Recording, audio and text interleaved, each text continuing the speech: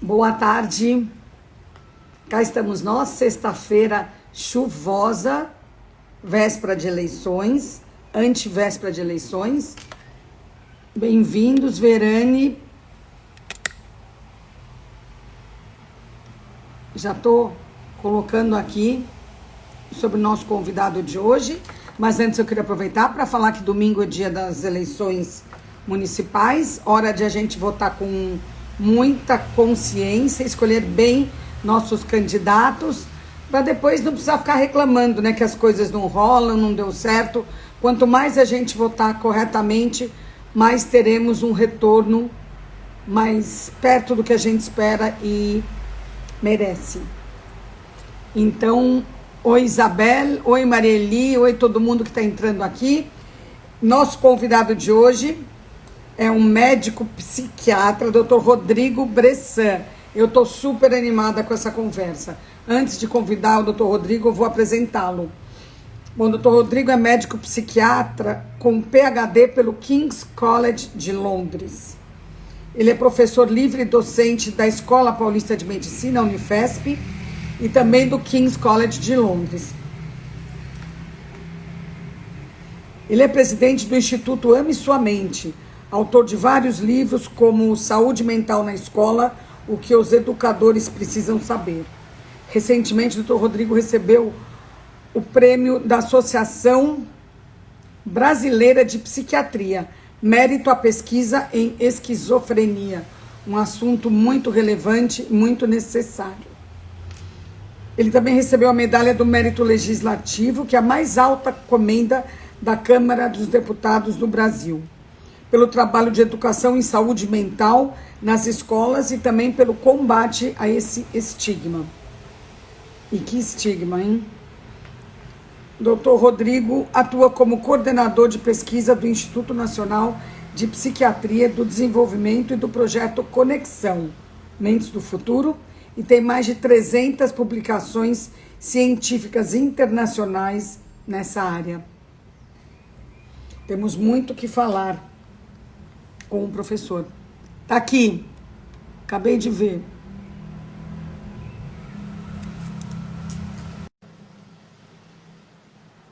Conectando, Dr. Rodrigo Bressan, que prazer. O prazer é meu, Joyce. Os dois, então. Muito bem-vindo. Nossa, você é moço para ter tanta coisa, né? Bem mocinho. O topete está cada dia mais bonito. E essa carreira aí, como é que você foi parar no King's College? Quando eu acabei a residência, eu fiz o mestrado, eu comecei a pensar em fazer neurociência, que era uma área que ainda estava começando aqui no Brasil e tal. E tem uma conexão muito grande a psiquiatria nacional com o King's College. Na verdade, é o Institute of Psychiatry, que depois até o King's College incorporou. Esse instituto é uma das maiores instituições psiquiátricas do mundo, junto com a Harvard. E aí tinha uma conexão e eu fui estudar receptores cerebrais. É um jeito que você vê os receptores, né, dos neurônios em vivo, né, usando o PET, sabe? Positron Emission Tomography. Sim, tipo PET scan, essas coisas. PET scan. Exatamente isso. É com medicina nuclear, né? Então você consegue ver como é que estão os receptores no cérebro. É uma técnica super legal assim de pesquisa.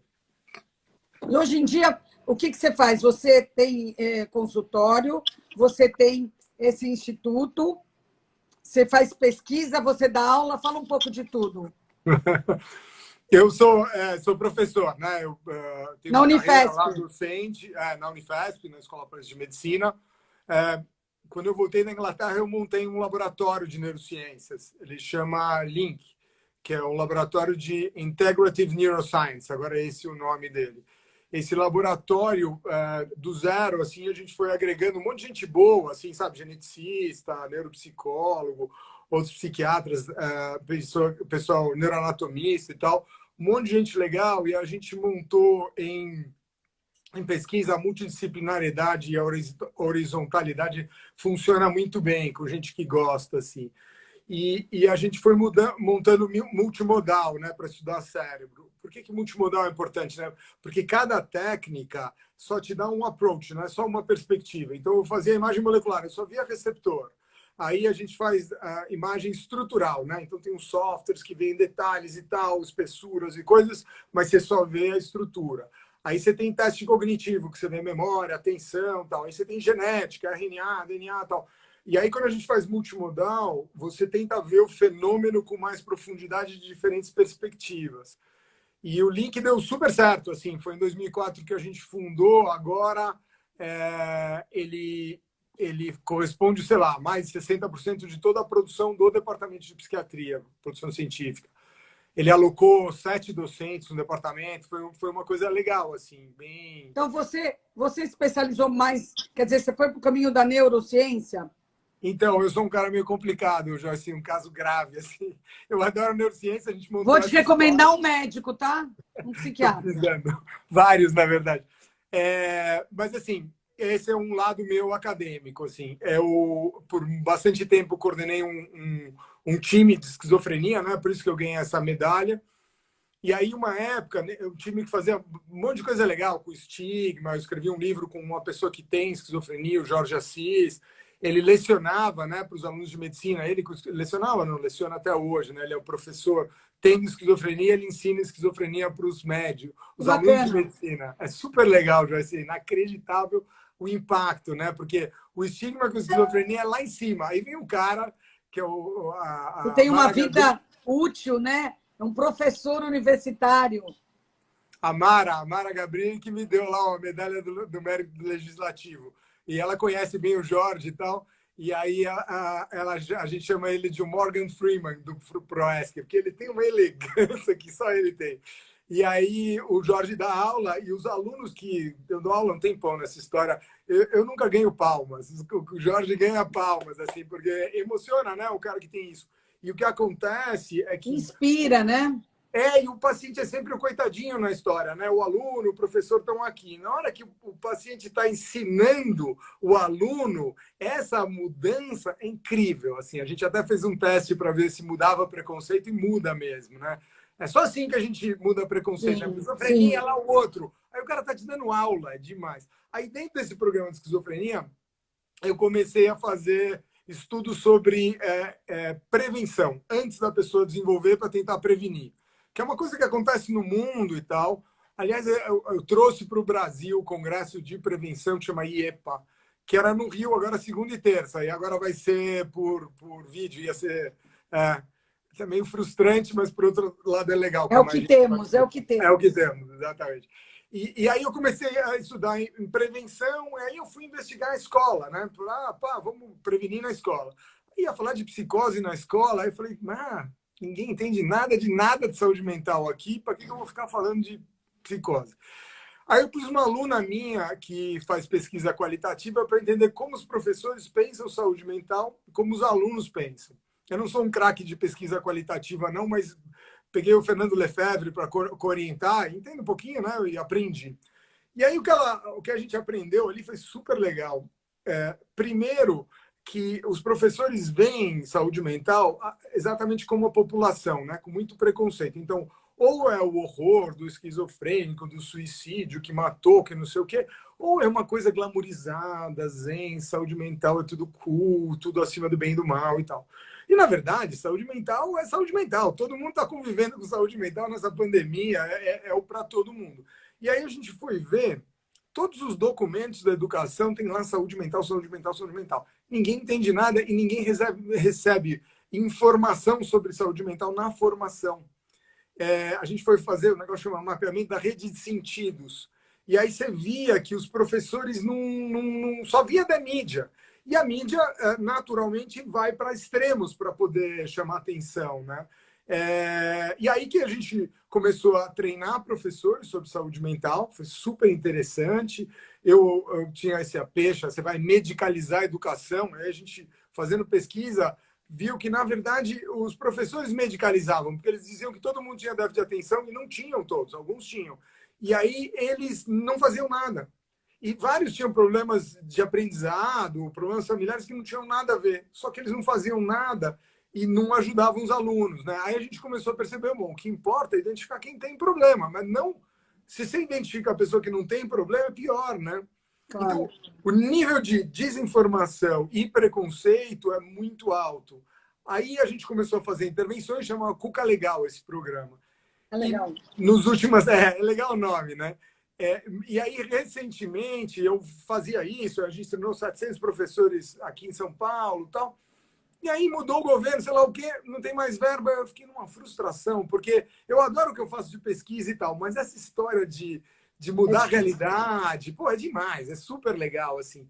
E aí eu resolvi montar o instituto. Peguei um monte de gente bacana, assim, que eu conhecia, fui puxando. Ops, caiu aqui meu sofá. E aí foi muito jóia, assim, porque a gente foi trazendo gente legal, que pensa diferente de mim, né, que veio da academia, estruturou com recursos e de um jeito profissionalizado, né, Joyce? Porque você, dependendo de grande de pesquisa, a gente ganha um monte de grande, FAPESP, CNPq e tal, mas para fazer a transição do conhecimento para a sociedade, você precisa de uma certa base mais sólida, né? E aí esse instituto tá demais, assim, sabe? Tá bombando. Os PhDs, pós-docs mesmo, que eram, tipo, faziam coisa meio voluntária acadêmica, agora estão trabalhando sério. De fato. Tá Me diz uma coisa. Hoje em dia, com esses tempos modernos, a sociedade contemporânea, essas doenças, elas têm uma incidência maior ou apenas mais visibilidade, o que já é muito bom, né? Total. É exatamente o que você falou. Não, elas já estavam aí, né? A gente tem uma prevalência mundial entre 20% e 25% da população mundial tem ou vai ter um transtorno mental. Quanto por cento? 20 a 25. Esse é um dado mundial, não é uma coisa Brasil ou só Suécia, sei lá, que todo mundo fala isso, né? Transtorno de saúde mental é coisa de rico, né? É nada, né? É bem democrático, até quando você tem situações. Os ricos tratam mais, né? Tem possibilidade de tratar, só isso. Exatamente. E situações de mais adversidade têm mais problemas de saúde mental. E aí, então é importante essa informação para dizer que é um monte de gente, mas aí também é importante para dizer que não é todo mundo, né? Porque o melhor jeito de você desqualificar é dizer todo mundo tem problema. Não é verdade. Todo mundo tem problema. Problema sobra para todo mundo. Desafio de saúde mental. Mas tem um transtorno mental, né, que é uma doença psiquiátrica, depressão, transtornos de ansiedade, transtorno obsessivo compulsivo, esquizofrenia bipolar. Não é para todo mundo, né? E essas pessoas que têm que cuidar. Então, assim, essa prevalência pode estar aumentando, mas é pouca coisa. A visibilidade aumentou muito, o que é muito interessante. Muito bom. Agora, o que acontece quando tem um aumento de informação é uma coisa meio pendular, né? Que todo mundo vai e fala, agora todo mundo tem, né? E aí muda muito. Você sabe que o Instituto tem uma sacada que eu curto muito, assim, o propósito do Instituto é fazer uma mudança cultural sobre saúde mental no Brasil, mas em que as pessoas se responsabilizem pela sua própria saúde emocional desde cedo. Por que é legal? Para mudar o seu desenvolvimento. Por que isso é importante? Porque às vezes a gente fica falando de saúde mental e sempre fala o coitadinho, tá deprimido, não sei o que, não sei o que. Não, saúde mental, todos nós temos que nos responsabilizar e buscar ajuda. Né? Então, essa postura médica, ela é meio complexa. Né? A pessoa que está doente do rim, do câncer, não sei o que, não sei o que. Na saúde mental, não, a gente é responsável. Que sofre, mas tem que cuidar disso. Então, essa é a pegada do Instituto. Bacana. Deixa eu falar uma frase sua aqui, que eu achei interessante. Há eventos estressantes o tempo inteiro e o nosso exercício deve ser de retorno ao centro. Para isso, temos que ter recursos e conhecer os caminhos. Isso tem a ver com o que você está falando, né? Tem bastante a ver. Parece papo de autoajuda, né? Fica meio... Eu fiquei com medo. Não, mas às vezes até o Pequeno Príncipe é necessário. Boa, não, é brincadeira, aqui eu mesmo me vejo fora de contexto e dou risada de mim mesmo. Não, é verdade, assim, a forma como a gente... Uma das formas de operacionalizar a saúde mental é que, primeiro, saúde mental não é a ausência de doença. Isso é outra coisa importante. E a saúde também, a definição de saúde da Organização Mundial de Saúde também não é ausência de doença. Mas a saúde mental é um estado de bem-estar que te permite exercer sua vida. Estar em sociedade, ter família, trabalhar e tal. Então, não é, então é um estado que quem tem doença ou não tem doença tem que lidar. Tanto faz. Porque se você tem uma depressão, está tratado, você tem que lidar com o resto, com a saúde. Então, na saúde, tem um ponto essencial que é estresse, né? Todo mundo fala, estresse, não quero estresse. Não, não existe vida sem estresse. Você precisa de estresse para ir para frente. O estresse da fome, o estresse, a ambição para você aprender, estudar e lidar com as coisas. E tem o estresse meio que ameaça a gente, né? Então, sei lá, violência urbana. E aí tem a pandemia, né? Eu costumo falar atualmente que a saúde mental entrou pela porta da frente. Em geral, ela entra pela porta dos fundos. Eu falo, é o suicídio, é o esquizofrênico, é não sei o que e tal, déficit de atenção, que não sei o que. Aqui ela entrou pela porta da frente, sabe por quê? Porque todos nós, 100%, 100%, tem que lidar com a saúde mental agora. Com uma situação de ameaça, incerteza, né? Ameaça a nossa vida, a vida das pessoas que estão próximas. Incerteza, o que vai acontecer? Já se passaram quase 9 meses, a gente não sabe o que vai acontecer e tem uma sensação de que está piorando, né? Vacina, não sei o que e tal. Quando você tem esse nível de incerteza, você é obrigado a buscar recursos internos. Além disso, os caras tiraram a nossa rotina. Hábito e rotina é uma das coisas que mais protege a saúde mental. Por quê? Porque você não tem que ficar gastando, você só vai no automático, você não fica pensando o que você vai fazer e tal. Você já morou fora e tal, puta, tudo é novo, é um estresse, cansa pra caramba e tal, é lindo, é legal, tal, mas puta, é um pesado. E aqui nós viemos para dentro de casa, né? Você deve estar na tua casa, eu estou na minha casa. Aqui sexta-feira tem outra história, né? Então, quer dizer, a gente tinha hábitos de dentro de casa que não funcionam mais. E você tem que trazer hábitos de trabalho. Então, um baita desafio. E aí é legal, porque todo mundo está fazendo isso, que é essa coisa de lidar com a saúde mental. Eu costumo operacionalizar uma ideia que é problema de saúde mental. Quer dizer, não é doença e nem é a sua saúde em que você lida com o estímulo e melhora rápido, né? O sofrimento é curto. Quem está com problema de saúde mental é como se tivesse assim, quando tem uma prova, eu tenho um conflito com o meu chefe e tal. Estou numa prova, estou estressado, eu fico meio insone. Um conflito com o meu chefe. Pontual, né? Irritado. Aí dura um pouco mais, sofre um pouco mais, mas fecha. E o quanto eu fico mal é proporcional ao estímulo. Então ele é elástico, ele desce e ele volta quando o estímulo vai embora. Então aí é o que nós estamos fazendo aqui, tá certo? Lidando com a pandemia. Pô, estou muito estressado, tá, mas vamos, calma. Se ajeita aqui, cria uma rotina nova, aí você vai voltando para o seu centro. Então, o que eu acho interessante dessa minha fala de, sei lá, meu guru, que eu acho engraçado a minha fala, é um pouco essa ideia de perceber que isso está acontecendo. Essa é uma das sacadas. Eu tenho que perceber que eu estou fora do meu centro, eu tenho que perceber que isso aqui é um desafio, eu tenho que buscar uma estratégia. Né? Então, a pessoa só busca a estratégia à medida que ela percebe que ela está saindo do eixo. E não age comportamento de manada. Né? Porque o que acontece com o nível de estresse desse é que sobe a ansiedade demais. Quando sobe a ansiedade, a gente tem uma reação típica que a gente chama de luta e fuga, ativa o sistema nervoso simpático, que é o automático. Né? Então, você eriça os pelos, ou você vai brigar ou você foge. A pupila abre, o cérebro ganha sangue e os músculos ganham sangue. E aí, se você fica no nível de estresse o tempo inteiro, a tua reação é sempre de manada, é sempre impulsiva. Então, por isso que ele compra todos os papéis higiênicos do supermercado, de repente, né? Você pensa mais com um cérebro infantil, em vez de um cérebro reflexivo, né? Você deveria pensar, ponderar, calma aí, o que vai acontecer. E esse estado, quando dura muito, aí o desgaste vai ficando grande, né? Quem nunca, né? Quem nunca? É complicado. Vamos falar um pouquinho de... que não tem a ver muito com isso, mas sobre sentimentos e emoções. Eu acho que esse é um tema super amplo, né?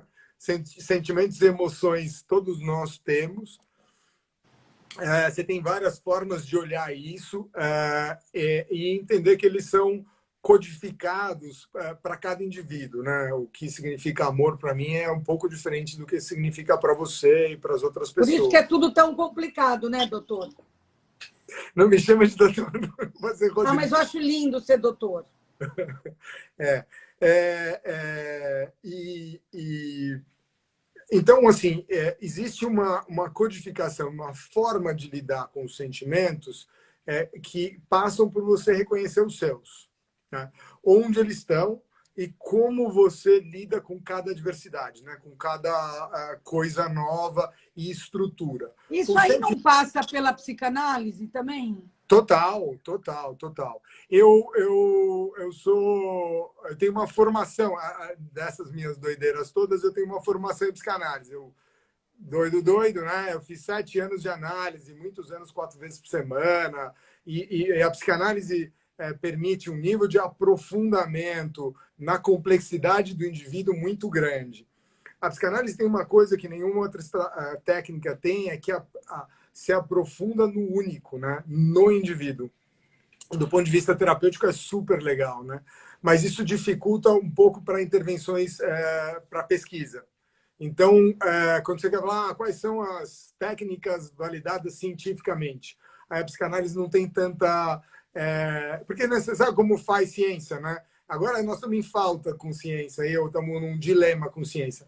Assim, em medicina, se você não tem evidência científica, você não faz, né? Não tem nem conversa, né? Então, esse papo, se vai ou não vai, que remédio é ciência, não é? Cloroquina não é ciência. Tudo mais que está aprovado é ciência, entendeu?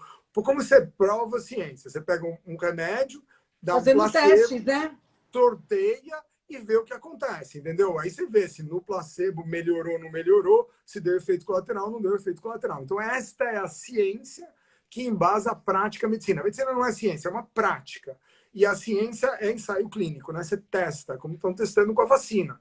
E para testar, tem um arcabouço, uma metodologia científica super bem desenvolvida, tá certo? Sofisticada, tanto que a gente tem pinceladas do que você faz, se teve efeito colateral, como é que você examina, quantas pessoas precisa, que faixa etária, mais atingidos ou menos, que raça. Então, você tem muitas coisas que estão por trás disso.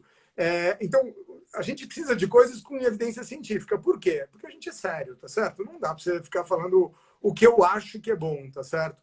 E quando esse achismo ainda sai do campo, vamos dizer, clínico, a coisa fica mais complicada ainda, né? E é um serviço para a humanidade, tá certo? É uma coisa grave. Em Sim. terapia, você tem algumas técnicas que é mais facilmente testável, cognitivo-comportamental, interpessoal e tal. E a psicanálise ela tem uma riqueza que não consegue ser testada tão bem como pesquisa. E aí as pessoas falam, pô, mas você vai indicar, como é que você tem certeza se vai funcionar ou não? Eu indico com frequência, e o jeito como eu, pelo menos, leio isso, é que cada um tem que testar se está funcionando ou não. Se vai com a cara do terapeuta, se a interação com o terapeuta está agregando na vida daquela pessoa. E não custa Costuma nada. funcionar, né? Basicamente isso. Porque se você tem uma abordagem dogmática da psicanálise, parece que você vai lá no oráculo e vai receber o tal. Não, tem que funcionar. Como funciona? Não é com escala, né? Às vezes, melhor escala de depressão, de não sei o quê. Funciona de você conseguir elaborar conflitos mais sofisticados na sua vida, ter uma visão de mundo mais aberta, né? Se entender mais, pensar outras coisas, né? A gente encontra um monte de desafios ao longo da vida, né? E aí você trava, aí, pô, vamos ver o que está acontecendo que eu travei aqui e tal. E também Ajuda. porque aqui tem muita coisa acontecendo, né? Oh, Se a oh, gente não for pesquisar, eu estava falando isso com o meu analista hoje, se a gente não for pesquisar, é muita coisa, é muita ligação que a gente não entende, muita coisa. Se a gente não dedicar um tempo a cuidar disso, a gente está, primeiro, perdendo muito da parte interessante da vida. Segundo, perdendo uma qualidade, né, maior de vida, né? total, total. Eu concordo plenamente com você. Eu costumo dizer que é um luxo ter um interlocutor de alto nível. Como que a gente pode identificar um caminho para lidar com as coisas difíceis da vida, com o sofrimento, nas suas formas mais diferentes. Por exemplo, tem desânimo, tem angústia, tem depressão, tem ansiedade, tem sensação de vazio, tem tristeza que a gente não sabe o que é. Como que a gente pode... Qual o começo para lidar quando a gente está sentindo uma coisa dessas? O que a gente tem que fazer? Primeiro, reconhecer, né? Entender o que está acontecendo, porque a maior parte, muito frequentemente, quando você está assim, a gente tende a, em inglês, acting out, né? Atuar, né? Você está angustiado, aí você briga com alguém, você chora, você não sei o quê, você não reconhece. Quando você reconhece, você tenta processar, né? Como é que eu lido com isso? A parte mais difícil não é reconhecer? Muito frequentemente é reconhecer. Porque, e se você não reconhece, você não cuida, né? Porque o ponto que a gente está contando de sofrimento é o sofrimento das coisas que a gente não consegue digerir automaticamente, né? Porque quando a gente digere automaticamente, tô chateado, mas tá tudo bem, vamos em frente, a gente nem reconhece isso como sofrimento. Você doeu um pouco, mas você resolveu. Parte do game. Quando a gente... parte do game, exatamente. E aí, o que acontece? Quando você toma uma porrada da vida, fica angustiado, fica assim, são essas coisas que você não digeriu automaticamente. E se você não perceber que é você que está assim, e perceber que o mundo está dando esse estímulo para você ficar assim. Não, a culpa é do outro, né? Essa coisa meio projetiva. É lógico que pode ser a culpa do outro. Seu chefe pode ser um grosso. O fato dele ser um grosso não significa que você tem que ficar daquele jeito. Só que quando você não acha a solução, você aponta o dedo. Então, o que para mim interessa é entender isso com naturalidade. Não, eu estou angustiado e eu posso ficar angustiado. Então, uma normalização dessa situação. Eu estou com raiva, eu quero matar esse cara. Tudo bem, pode ter raiva. O problema não é ter raiva, o problema é fazer alguma coisa agressiva. Então, passa por você reconhecer, e em reconhecer você vai buscar caminhos. E uma das coisas legais que a psicanálise ajuda, mas conversar com um amigo ajuda, conversar com um colega de trabalho ajuda, é olhar em diferentes perspectivas. Porque as coisas não são absolutas, mas quando você as vive, na hora que vem, aquilo é absoluto. Eu tô com raiva, é porque ele é um filho do... Não é? Porque olha o que o cara fez. E aí você fica tomado pela emoção. Então, se você conversa com outra pessoa, a pessoa vai falar, ele é um grosso mesmo. Mas, bom, o cara é legal nesse aspecto. E aqui, ele está sendo justo, ele não está querendo te fazer mal. Ele recebeu essa ordem do outro chefe. O que acontece? Você começa a ponderar. Quando você começa a ponderar, o raciocínio permite uma ajuda na digestão. E aí você começa a lidar com o sofrimento de um jeito mais eficiente, né? Porque no fundo, o que a gente quer? A gente quer poder pensar, porque o sentimento intenso impede que a gente pense. A ansiedade intensa não, sem age por impulso. Aí quando você pensa, aí você busca a melhor solução para você, né? E permite a criatividade, Joyce, porque isso é legal também. Como? Porque é o seguinte, você vê aquela coisa e fala, meu, não tem saída esse negócio, tá certo? Estou falando do chefe, mas pode ser qualquer coisa. Esse cara é um mala, ele não gosta de mim, ele não sei o quê, não sei o quê. Aí eu começo a ver que ele não é só um mala, ele tem a vida dele, a história dele é assim, a posição de trabalho é essa, aí você fala, puta, por que eu não falo com o cara assim? Por que na hora que eu entrego o meu trabalho eu não faço desse jeito? Por que eu não peço para minha amiga conversar com ele? Entende? Aí você fica criativo. Isso que é legal. A racionalidade permite a criatividade. Isso é muito, muito legal, assim. Ajuda muito. Da onde que vem a maioria dos problemas? Vem da parte afetiva ou sexual, da parte trabalho, da parte o quê? Nossa, essa pergunta foi muito difícil, não estou preparado. O que você achou que ia ser? Não, da onde vem a maioria dos problemas? Eu posso te enrolar, mas eu não sei. Não, tudo bem. Não, é brincadeira, eu tô só aqui. Pode vir de tudo que é canto. Vem de tudo que é canto, com certeza. Assim, vem e vem desses dois lugares que você está mencionando e de vários outros. Mas uma coisa eu posso te falar que é o que determina uma das maiores dificuldades, assim, é o nível de complexidade da nossa sociedade, de hierarquias e de relações e agora ainda mais com a hiperconectividade, esse é um desafio para o cérebro de um primata superior como nós, assim. O que acontece? Esse nosso cérebro, ele já foi selecionado nos últimos, sei lá, 12 mil anos para ser quem a gente é, nos últimos 2 mil anos, agricultura, sedentarismo e as sociedades foram se tornando mais complexas.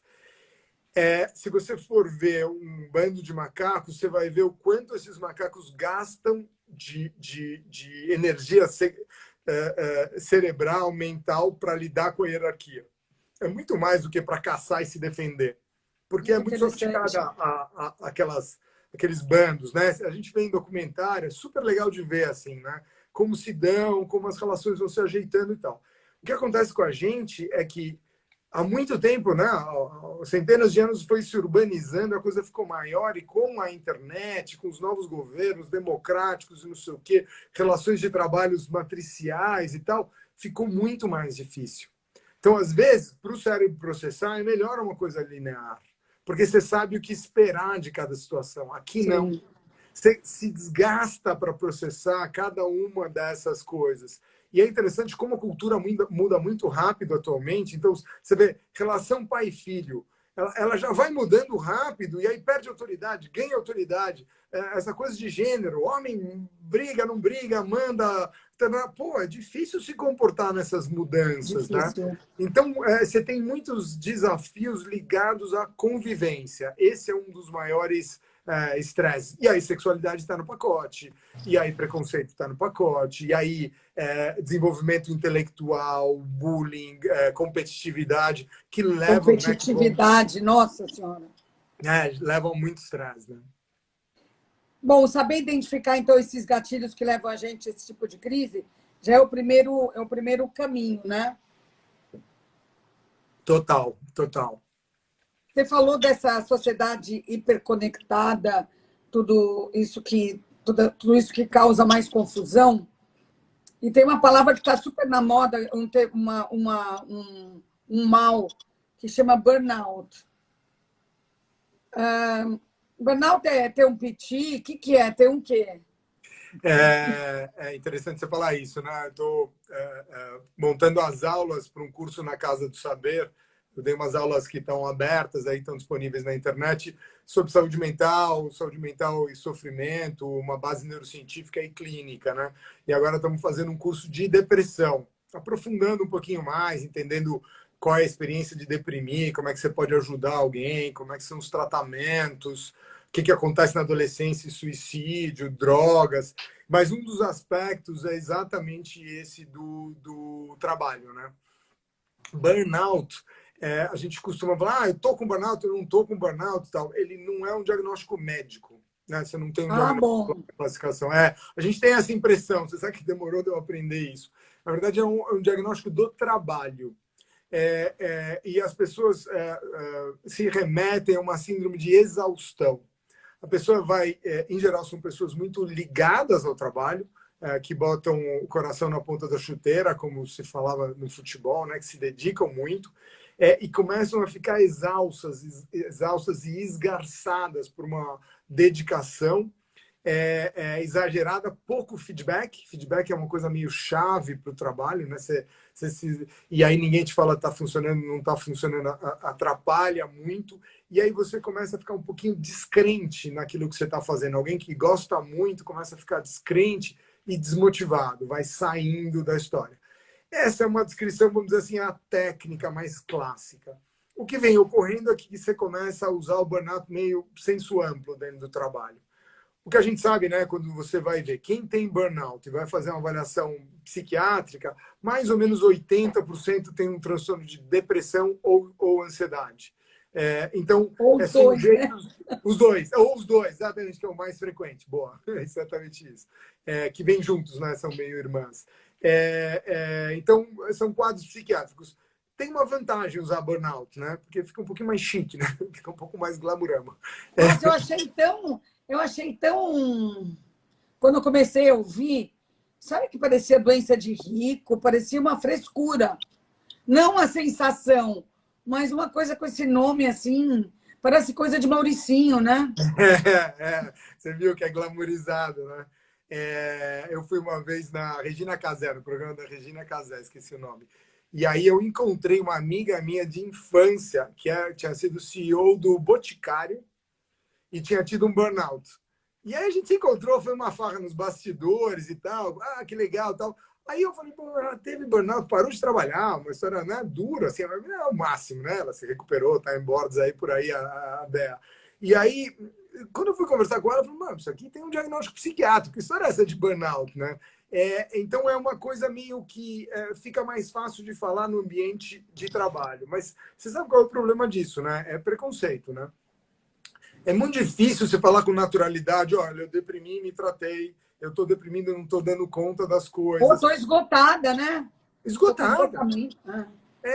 Porque aí vem, pô, você é mulher e não aguenta o tranco, ou você é um vagabundo, não sei o quê, não sei o quê. Quer dizer, você vai para um moralismo, e isso é tudo baseado em desconhecimento, né? Ignorância, né? Você vai desqualificando. E você sabe qual é o pior problema, Joyce? O problema tem esse preconceito, né, que vem de fora para dentro, né? As pessoas têm em relação a gente, né? Mas o pior, quando você está mal, é o que a gente chama de autoestigma. É o que eu penso do meu problema. Você sabe quando você está com problema de saúde mental, está com depressão, é muito difícil, porque você sente que você não está dando conta, tua autoestima está no pé, você sente que ninguém gosta muito de você, alguém te dá um feedback positivo, você fala, mas ele está fingindo, não é verdade. Você fica meio culpado por tudo, meio irritável, meio enche o saco, você fala, o sono todo atrapalhado, não sei o que, e você não dá conta. Aí você não dá conta, você se sente um preguiçoso. Aí, pô, aparecem uns amigos, não sei o que, vamos tomar uma cerveja, você dá uma relaxada ali. Pô, tá tudo bem, tá divertido, mas você vai voltar a trabalhar, dá um de novo. Essa história de você ter momentos em que você tá bem, dificulta muito sem entender que é uma síndrome depressiva, porque quando você tá bem, você olha para quando você tá mal, você fala... Você acha que tá tudo bem. Não, é frescura. Por que eu não fico bem naquele momento? E aí, se você vai lá no médico, o médico vai lá e quantifica, né? Quantas horas do dia você fica bem? 2. E quantas você fica mal? 16, sei lá, 10. É um horror, né? Só que Muito essas ruim. 2 se fazem... E aí, o teu amigo que encontra para tomar cerveja, ou no trabalho, sei lá, ele não percebe. E parece frescura. Mas não é, né? É uma baita dor, Não, né? que frescura o quê? Caramba. É pesado, muito pesado. Muitas pessoas já tiveram perto, quem não teve com si mesma, né? Ou não teve a gente mesma, ou os outros em volta, uma crise de ansiedade, uma crise depressiva. O que a gente tem que fazer? Então, Primeira coisa. a primeira coisa, assim, né? Crise de ansiedade, crise depressiva, a gente tem que discriminar, né? Então, uma crise de ansiedade, palpitou, fiquei nervoso com alguma coisa e tal. Mas dei conta, tinha um estímulo ali que me estressou, meu filho demorou na balada, não ligou, não sei o que, a gente fica ansioso mesmo, né? Faz parte da história, né? Quando é proporcional ao estímulo, você, tudo bem, né? Vamos cuidar do filho não fazer isso e vamos se acalmar para também não ficar tão estressado. Você vai usando estratégias para lidar com isso. E crise depressiva também, né? Depende fiquei down com a pandemia. Pô, não consigo mais encontrar meus amigos de trabalho, não me adapto a essa tela e tal. Também, não tem problema, saiu dessa, vamos em frente. Quando a coisa dura, e você não consegue, porque a grande definição de quando eu tenho um transtorno é a incapacidade de superar. Se você não consegue sair, aí que você tem que buscar ajuda, entendeu? Então a gente tem que tomar muito cuidado nessas conversas, porque a gente fala dos sentimentos, você fala, todo mundo se identifica, 100%. Até para entender o que eu estou falando, você vai lá e busca identificação. Mas não é todo mundo que tem problema. Todo mundo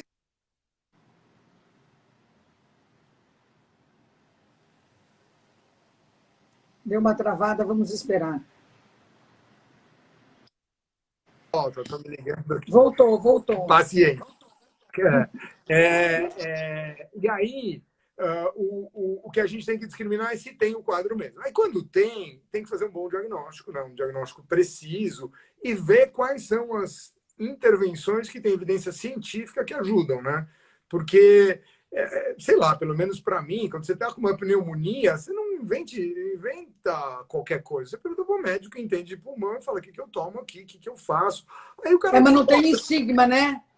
Ir no é, pneumologista não é ir no psiquiatra. exatamente. É muito interessante isso, mas eu me lembro de moleque. Você sabe que a gente usa essa ideia do câncer de mama como um modelo ligado ao estigma. Quando eu era moleque, eu me lembro de atrizes famosas falarem que não vão tratar o câncer de mama só com homeopatia. E aí, aqueles eventos horrorosos, tal. A Dina Spati fez isso. Eu me lembro de quando a minha avó faleceu, ela não tinha uma mama. E eu falei, mas o que aconteceu? A vovó não tinha uma mama? Não, ela teve um câncer de mama. Ninguém falava no assunto. Quando eu estava na faculdade de medicina, as mulheres que tinham câncer de mama eram mulheres com câncer terminal, emagrecidas, uma coisa bem pesada. Então, o câncer de mama era estigmatizado, porque mexia na feminilidade das pessoas e tal. Aí, o que foi acontecendo? A cultura foi mudando. Vocês lembram daquela campanha com os alvos? Que punha, era um círculo azul. Que Câncer punha de mama no alvo da moda, tudo. Tinha uns... Não é? E punha no seio de mulheres saudáveis. E o que acontece? Essa imagem é muito bonita, porque o objetivo era palpe a sua mama na saúde para prevenir a doença. Sim. Essa é uma sacada linda, que a gente usa o mesmo modelo, né? Então, alguma coisa que era altamente estigmatizada, na hora que você palpa, você pega antes de começar. O que a gente precisa fazer aqui, é o que o Instituto Ame Sua Mente, é uma das posições que a gente tem, você precisa palpar as suas emoções, as suas reações mentais. Por quê? Se você olha para elas, você pode lidar com elas e prevenir problemas. Então, quando a gente fez o Instituto, o objetivo não é medicalizar, é ao contrário, é prevenir para não ir para o consultório, né? A grande sacada é que cada um se responsabilize por isso cedo, porque aí não precisa ir no médico. Agora, se precisar, tem que ir, né, Joyce? Porque o ponto é o seguinte, a vulnerabilidade genética, você não escolhe, né? Você pode fazer tudo certo, mas você tem diabetes tipo 1. Tem um cara que eu trabalho junto, que é um baita professor fera, ele desenvolveu diabetes tipo 1, né, que é o que toma insulina, com quase 30 anos de idade, o cara mais fit que eu conheço, tem que tomar insulina. Não tem explicação. Tem genética, né? Não é porque ele fez uma coisa errada. É a mesma coisa do ponto de vista da pessoa que tem um transtorno mental. Às vezes não é porque tem um problema, usou uma droga ou fez não sei o quê. Não, tem um componente muito importante genético. E aí tem que ser muito sério, né? Tratar direito, sem muito blá, blá, blá, né? E sem ter medo, né? Porque muito pior é ficar sem tratamento. Aí que tinha que ter medo, né? Exatamente. Esse é o mais complexo, né? E você sabe... Existem tratamentos modernos para esses tipos de doença? Alguma coisa muito inovadora que a gente ainda não saiba? Então, fora remédios e... Você sabe que você vai ficando velho, eu voltei lá, eu sou professor no King's College, eu voltei lá para fazer um sabático, né, dar aula lá e tal por um ano. E aí você está refletindo sobre a vida, eu comecei a trabalhar e estudar esperança. Que bonito! Super legal. Eu fico publicando paper em funcionamento cerebral e um monte de coisa em remédio, essas coisas. E eu fui me aprofundando no tema e foi super interessante. Num sabático você pode, né? Você está livre para fazer essas coisas e tal. Então, ali um monte de coisa legal e tal. E o que eu fui percebendo é que você... Primeiro eu aprendi um negócio, Joyce, que otimismo é uma coisa e esperança é outra. São construtos mesmo, você consegue medir. Otimismo é uma expectativa que vai dar tudo certo, que as coisas vão se realizar e vai funcionar. Então, gente otimista, que legal, a gente gosta de gente otimista. Tal. A esperança é um pouco diferente. Ela está associada a você ter uma perspectiva que pode dar certo, né? Então você vê que pode dar certo, mas aí você tem que escolher trajetórias, né? Jeito de fazer isso e manter o ritmo para fazer isso. Eles chamam de pathways e manter a história. Então, a imagem é a seguinte, né? Um cara que é otimista vai lá numa festa e tem que fazer um trajeto a pé. E ele fala, tranquilo, não vai chover, vamos embora, com a minha roupa nova vai dar tudo certo. O cara que tem esperança, ele fala, não vai chover, não tem cara, vamos levar o guarda-chuva. Basicamente, o cara que é otimista, um monte de vezes dá tudo certo, mas um dia que chover, ele precisa do guarda-chuva. E quando eu fui estudando isso, eu vi que tinha um impacto em saúde. Você sabe que ninguém mais morre por asma, né? Se tiver a bombinha, não morre. Porque a asma é uma doença que preveniu morte, né? Tem um monte de outros problemas que não preveniu, todos mais mortos sim. Aí o que acontece? O cara que é otimista acha que vai dar tudo certo, não leva a bombinha, morre. E o cara pô, vai dar tudo certo, por que eu não fico com a minha bombinha no bolso? Porque pode dar errado. Então, com asma, isso é estudado. Aí eu fui ver um estudo sobre diabetes tipo 1, né? Diabetes tipo 1 é esse que precisa de insulina e você fica medindo a glicose, né? Para ver como é que tá. E aí eles viram a mesma coisa. Ter otimismo não ajuda a tratar o diabetes. Quando você vai com esperança, você vê que cai a glicemia, o cara checa direito e tal. E aí eu fui ver isso em relação às doenças psiquiátricas. E o que acontece é que os próprios médicos têm muito preconceito, os profissionais de saúde mental. Então você leva uma desesperança, sem querer. E o que acontece é que às vezes você não fala de desesperança, mas o paciente enxerga em você, médico, né? Porque body language é a maior parte da comunicação, né? Então você tá Mal falando, não, vai dar bandeira. tudo certo, e o cara tá olhando para você e você tá assim, né? Então é muito interessante. E quando essa história é longa para te falar, né? O que tem de novo que vai resolver tudo, né? Eu escrevi um paper que chamava Hope and Hype, né? Hope é esperança e hype é, O barulho. oh, vai resolver tudo e tal. A moda, né? E aí, hype é um negócio muito ruim em medicina, porque ele cria uma expectativa super alta e depois E afunda costuma tudo. ser falso o hype, né? O hype é uma moda que não tem conteúdo. É só um Exatamente. hype. Que não tem consistência, exatamente. Então, ele some no ar, né? E para quem tem uma doença, ele é muito perigoso, né? Porque ele cria uma esperança e uma frustração. E quando cria a frustração, tá vendo? Não tem jeito mesmo. Então, o hype, ele não ajuda você a tratar. Mas tem sim coisas novas. Mas o que eu acho importante quando a gente fala em tratamento é que as coisas bem tratadas direita, com bons diagnósticos, em que as pessoas seguem o tratamento, vai ter uma maior eficácia. E não incapacita. Então, essa percepção que todo mundo toma remédio o resto da vida, tal, é outra também crença normativa errônea, né? Todo mundo tem doença, todo mundo toma o resto da vida. Tudo não é verdade quando você mede as coisas. Então, tirar esse preconceito é importante. E aí, levar a sério, né? É o raciocínio da esperança. Não, pode dar certo, mas testa aqui. O meu médico fica trocando o meu remédio. Pô, às vezes tem que trocar mesmo, mas troca antibiótico também, troca qualquer coisa, entendeu? Aí, se você tem um hype que a pílula é mágica, aí o que acontece com o cara? Não é mágica, então é uma porcaria, não funciona. Então, essa glamorização da pílula mágica ela é péssima. O que interessa é um bom tratamento com uma base científica. E não o novo, né? O que E interessa é o não bom, não o novo. o hype. E tem novos, né? E aí você usa os novos com critério. Ele cabe em algum lugar da história. Não é que vai resolver tudo, né? Porque todo mundo quer uma solução rápida. E não, o tratamento é assim que funciona, tal. Tem umas novidades para o tratamento de quadros assim, estimulação magnética que chama TDCS, parece que tem evidência e é um jeito diferente de funcionar, mas uma das grandes novidades que estão chegando no mercado e que já tem no Brasil, a gente já trabalha com isso há bastante tempo, é a ketamina.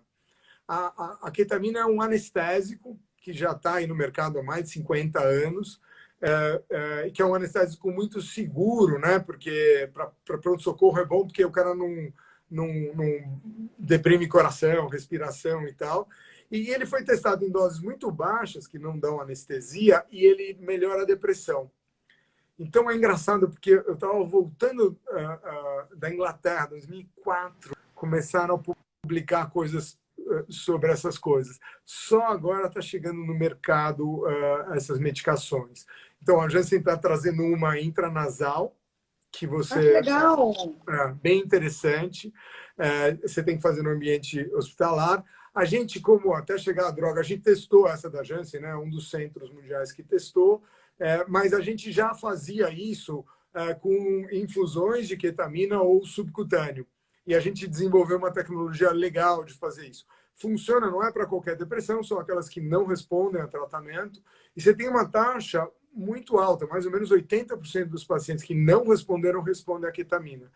É muito, muito, muito interessante. É uma novidade. Mas, de novo, não serve para todo mundo, servem para aqueles que têm uma baixa resposta. Específicos. E dá um pouco de trabalho, porque você tem que fazer infusões e tal. Então, não tem, como chama, uma saída absolutamente tranquila. Milagrosa. E o que eu acho que é importante as pessoas entenderem é que isso eu aprendi muito, né?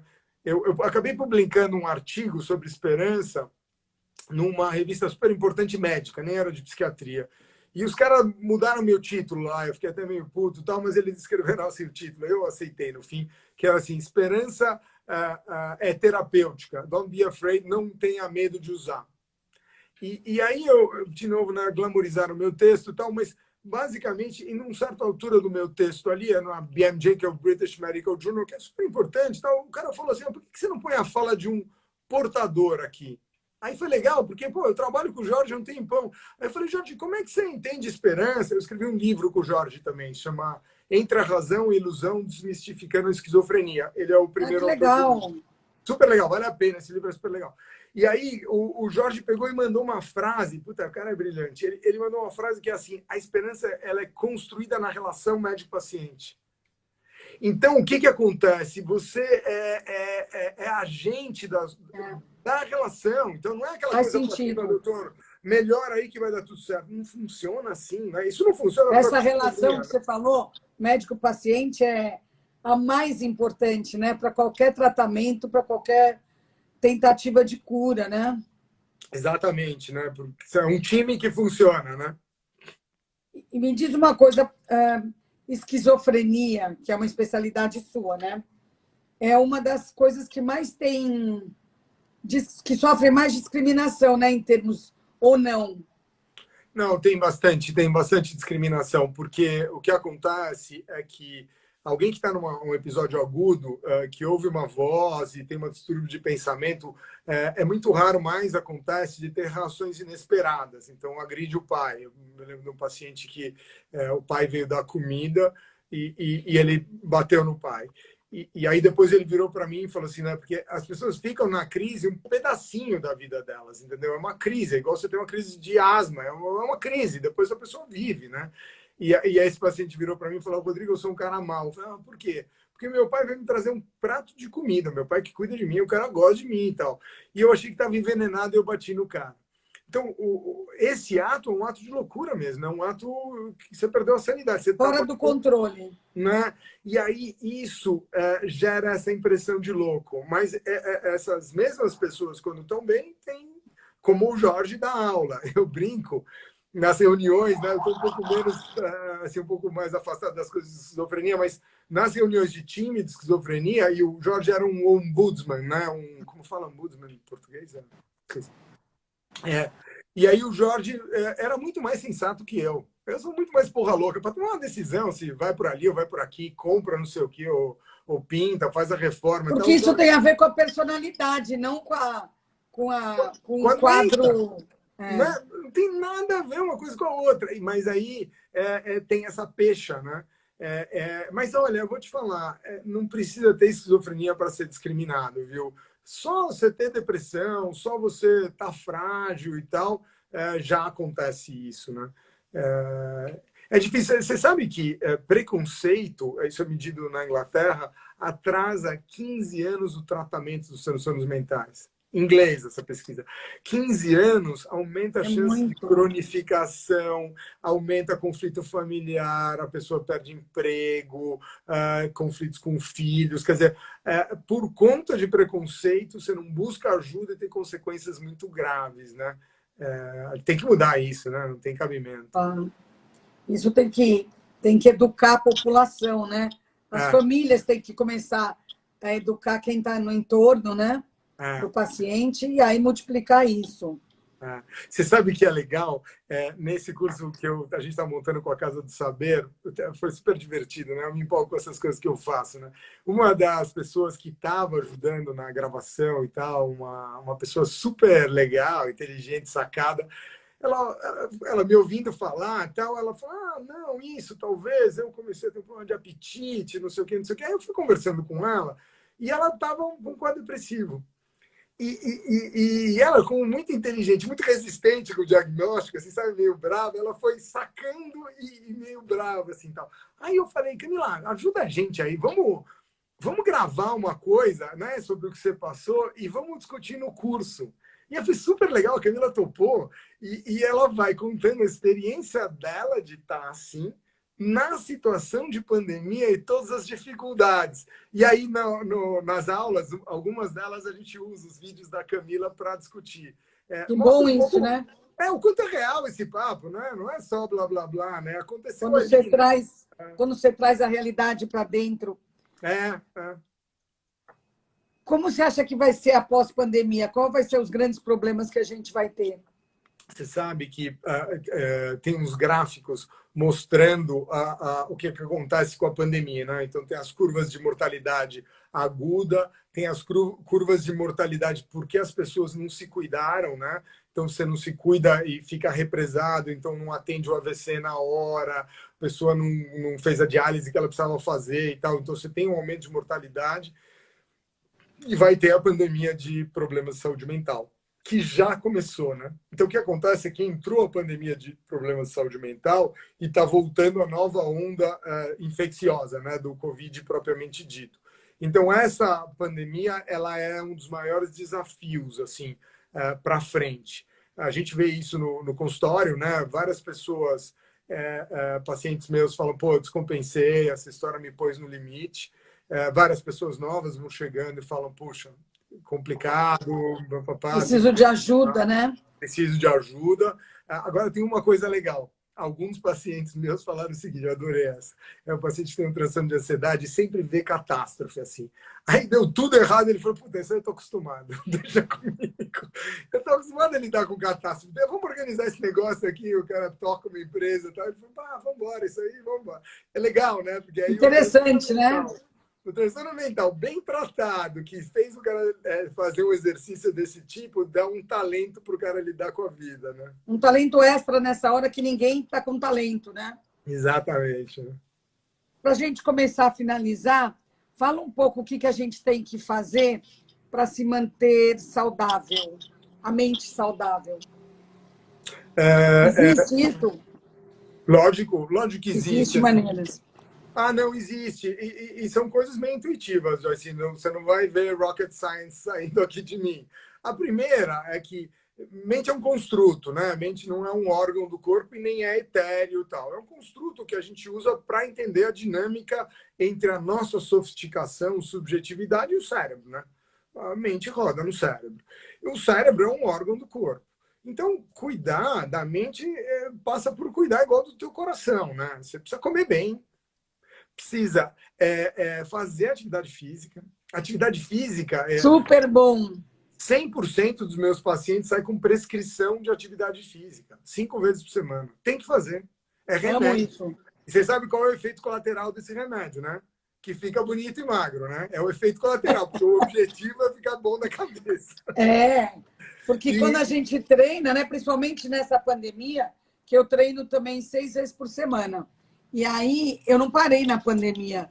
Isso que mantém a gente, sei lá, de pé, né? Total, eu também. E aí você inventa a moda, né? Você não vai na academia, você inventa jeitos de fazer a mesma coisa, mas precisa. E gente que não fazia, vem o estresse, tem que fazer, porque tem que usar novos mecanismos. É absolutamente fundamental. Eu brinco que a gente, quando educa filho, a gente dá uma certa bagagem para eles se virarem depois, né? Ajuda com língua, entender matemática, mas atividade física é um negócio que a gente tem que botar na bagagem dos filhos. Depois, se vai usar ou não, é problema deles, né? Mas ajuda quando você tem isso como recurso. Lá, falou em filho, tá fechando a porta aí atrás. E a outra coisa-chave, né? Então, é comer direito, né? Evitar álcool, drogas em excesso, né? Usar essas coisas, álcool numa situação celebrativa e não grandes quantidades, né? Tem que cuidar, né? Do fígado, do coração e tal. Igual. Na questão aí própria da saúde mental, é cultivar os relacionamentos, né? Levar a sério isso. As coisas não vêm de graça, né? O relacionamento conjugal, ele é uma coisa que demanda investimento, relacionamento com pares, com amigos, com filho, no trabalho. Então, cultivar, levar a sério isso, ver o quanto a gente precisa disso, entendeu? Quando você está numa posição de precisa, você deixa de ficar arrogante, né? E começa a buscar gente. Ah, mas o cara pensa diferente de mim, graças a Deus que ele pensa diferente, entendeu? Pô, mas o cara é legal, ele gosta de você por causa disso, por causa daquilo. Quer dizer, tem muita coisa que precisa ser cuidada desse ponto de vista. Então, assim, primeiro tem essa coisa de cuida do cérebro, e dentro da ideia do órgão, outra coisa é dormir, né? Você sabe que a alteração do sono tem impacto em infarto também. E alteração de transtorno psiquiátrico um monte, assim, impressionante como uma insônia prolongada já dá sintoma grave, assim. A gente fez um estudo lá que privou molecada, aluno jovem da faculdade, e as pessoas ficavam paranoides, o que você quer fazer comigo, tal, depois de 2, 3 noites sem dormir, quer dizer, tem um impacto grave. Então, sono é chave. Aí tem outras coisas que você pode fazer, né? Meditação ajuda muito. Ambientes de atividade física lúdicos, né? Que é super legal.